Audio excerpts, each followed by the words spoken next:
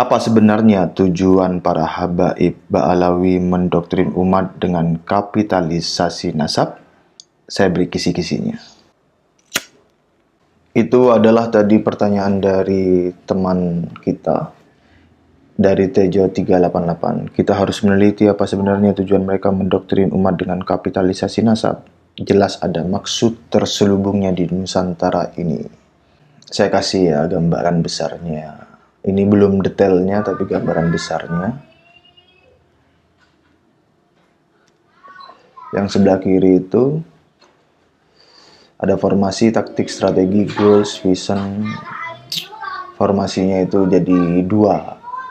Saya kategorikan jadi dua. Sebenarnya ada yang ketiga, cuma dua aja. Yakni yang agresif, represif, Habib kalem. Dan sebelum itu teman-teman harus bisa menghubungkannya dengan keadaan psikografis rakyat Indonesia seperti apa.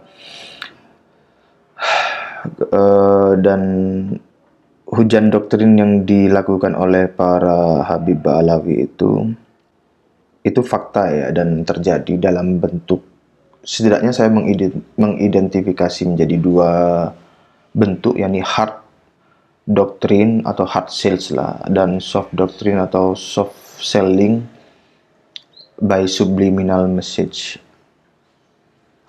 Pertanyaannya adalah fakta apa yang telah dilakukan dan apa yang tidak dilakukan oleh kedua kategori ini. Saya memang sengaja tidak memberikan kejelasan pada video ini. Saya hanya memberi gambaran besarnya dan mengajak teman-teman berpikir. Para budak boleh kalau mau berpikir, monggo. Kalau enggak ya enggak apa-apa. Ini akan dimengerti oleh manusia-manusia yang berpikir dan akalnya jalan. Hatinya hidup, akalnya jalan.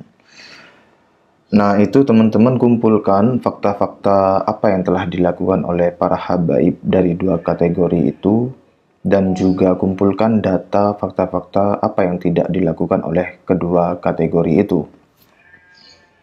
Nanti itu akan ketemu keyword fase 1 yang sebelah kanan itu, keyword fase 1. Memang sengaja tidak saya tuliskan secara lengkap dan detail. Saya hanya memberi tanda tanya supaya menghindari tudingan fitnah atau pembenci zuriat Rasul. Ya, udah batal ada Wali Songo muncul. Kemudian atau mengada-ada, tudingan mengada-ada. Ya ini kan saya tidak memberikan statement apapun, saya cuma memberi gambaran besar dan pertanyaan-pertanyaan untuk memantik kreativitas akal teman-teman. Itu dilihat fakta yang telah dilakukan apa saja dan apa yang tidak dilakukan.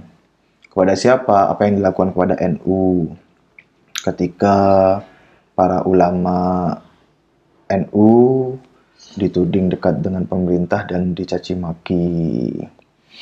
Kemudian tudingan ulama su ya, dan itu dikonter oleh Kiai Haji Yahya Holil Stakuf dan Kiai Haji Kafabihi Mahrus. Kemudian apa yang mereka lakukan terhadap zuriat Wali Songo dan apa yang tidak dilakukan oleh mereka. Apa yang telah dilakukan oleh para Habib ini terhadap sejarah, terhadap makam, terhadap silsilah. Apa yang mereka lakukan, fakta ya, cari fakta dan datanya. Apa yang telah dilakukan oleh mereka kepada para kiai, kepada pemerintah, bahkan kepada Syekh Abdul Qadir Al-Jalani. Itu Bang TIJ lagi merosting Fakih Muqaddam. Kemudian apa yang telah dilakukan oleh mereka di arena kultur dan spiritual, dan apa yang tidak dilakukan oleh mereka. Itu dari 5 faktor objek-objek itu, yang buletan-buletan itu, nanti itu akan konklusinya ada dua, berupa dua strategi. Yang sebelah kiri itu box tanda tanya, itu nanti ada konklusinya. Saya kasih keywordnya itu turun, yang sebelah kiri, yang sebelah kanan itu naik. Jadi ada dua grand strategi. Goalsnya itu ada dua, erase dan tanda tanya. Kemudian what next? Lalu apa? Low battery sih ya. Nah, di sebelah kanan itu ada fase, saya membaginya menjadi 4 fase, fase 1, fase 2, fase 3, fase 4, dan ini semua gambaran ini saling berkaitan, berrelasi, berkorelasi, integratif, komprehensif. Jadi dari kiri, bacanya dari kiri ke kanan, vision, not next, keyword fase 4, goals, dan strategi itu nanti ke keyword fase 3, taktik itu, dan ke kanan itu nanti masuk ke keyword fase 2.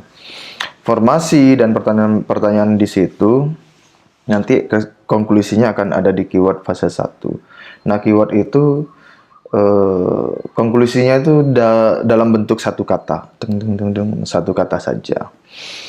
Itu kemudian kita bisa bertanya apa modal mereka, kita bisa mengetahui apa modal utama mereka selama ini, kan bisa mengetahui apa modal utama mereka, sehingga skema ini bisa diaktifasi.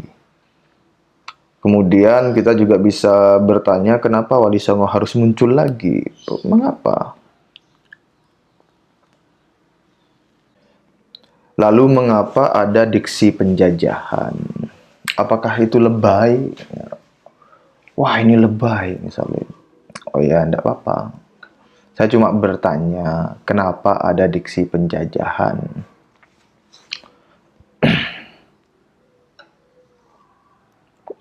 Nah, itu silakan dicari jawabannya bagi teman-teman dengan cara mengumpulkan fakta-fakta dan data yang partikular, kemudian dicari benang merahnya, disimpulkan, dikonklusikan menjadi satu konklusi atau beberapa konklusi. Nanti akan ketemu dengan skema ini. Itu disebut metode induktif, yakni dari hal-hal yang partikular, beberapa hal partikular ditarik menjadi kesimpulan ke atas. Di sini saya tidak memberikan statement apapun ya.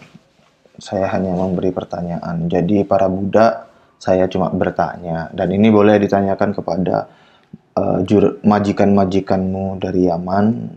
Ditanya kepada juragan atau majikanmu dari Yaman itu, "Ya Habibana," misalnya, "apa sebenarnya tujuan kalian, tujuanmu, tujuan jenengan memberikan doktrin secara terstruktur, sistemik, dan masif kepada rakyat Indonesia seperti itu? Apa untungnya bagi rakyat Indonesia? Siapa yang diuntungkan?" Nah, ditanya kalau mau, cuma kan biasanya budak tidak mau bertanya. Pokoknya budak itu patuh aja. Kalau 1+1 sama dengan 2, nah budak itu kalau majikannya bilang 1+1 sama dengan 4, nah budak akan ngikut 1+1 sama dengan 4. Demikian dari saya, silakan teman-teman pecahkan sendiri berdasar fakta dan data serta realita. Skema ini bisa teman-teman tulis di atas kertas, otak-atik sendiri. Fungsi dari Habib Kalem ini apa? Lihat faktanya apa yang mereka lakukan. Dan fungsi Habib agresif represif ini apa? Melihat dari fakta apa yang telah dilakukan dan apa yang tidak dilakukan. Demikian dari saya, tidak panjang-panjang. Wassalamualaikum warahmatullahi wabarakatuh.